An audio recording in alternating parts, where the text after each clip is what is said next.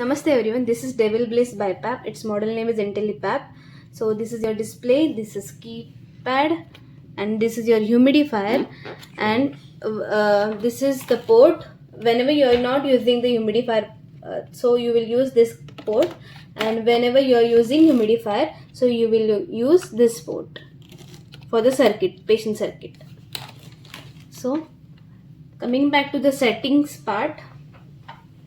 And one more thing, for pouring the water in the humidifier, so you will pour the water here in this slot and place it back.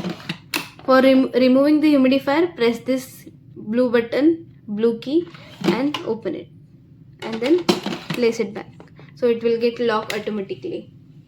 Now settings. This is the on off button. So press this on button. The moment you on the machine, it will go in therapy mode directly. So if you want to change the settings, so press this on off button again. You will off the machine and then use these three buttons: on off button, down key, and delay button.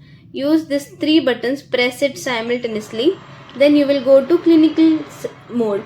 So you will set the settings in this clinical mode. Now mode. So using this up and down key, you will change the mode accordingly. Okay.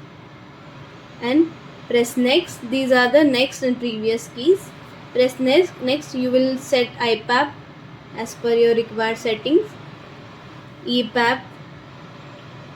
So likewise, you will set the settings using this next key and up and down key, and this previous key also. So if you want to change anything, use this up and down keys. Backup rate, I ratio. And for saving the settings, you will use this on off button again. Press off, then again press on. So you will go in therapy mode directly, and the required settings are already set. Like I have said before, the IPAP 15, EPAP 7, and mode is ST mode. You will see here. Okay. So now your BiPAP is in therapy mode.